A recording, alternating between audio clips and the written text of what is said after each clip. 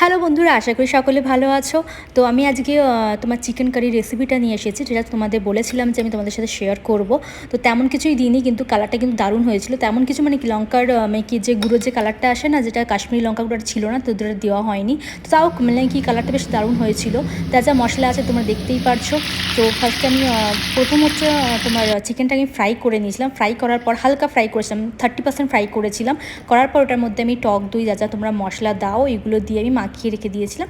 যতক্ষণ ওটা মাখানো ছিল বলতে গেলে, ততক্ষণে সেই টাইমে আমি তোমার তেল দিয়ে, কড়াইয়ে তেল দিয়ে ওর মধ্যে হচ্ছে তোমার তেজপাতা, গোলমরিচ, গোটা গোলমরিচ, তারপরে এলাচ, দারচিনি দিয়ে আমি ফার্স্টে ফ্রাই করে ওর মধ্যে আমি দিয়ে দিয়েছিলাম, পেঁয়াজটাকে নিয়ে নিয়েছিলাম। পেঁয়াজটা হালকা ভেজে আসার পর ওটার মধ্যে আমি আদা আর রসুন আর লঙ্কার বাটা যেটা ছিল ওটাকে দিয়ে ভালো করে একটু নাড়িয়ে টাড়িয়ে নিয়ে যা যা তারপরে তোমরা মশলা দাও সেগুলো আমি দিয়েছিলাম মোটামুটি। হ্যাঁ, আর কি করার সময় দিইনি, কি তখন যা মাখিয়েছিলাম ওটাই মাখানো ছিল, আমি আর এক্সট্রা কিচ্ছু দিইনি ওর মধ্যে।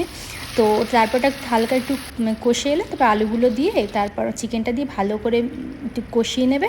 কষিয়ে নেওয়ার পর আমি জাস্ট জল দিয়ে দিয়েছিলাম, গরম জল দিয়েছিলাম একটু, ব্যাস আমার রান্না রেডি। ভালো লাগলে প্লিজ লাইক অ্যান্ড সাবস্ক্রাইব করো। টাটা।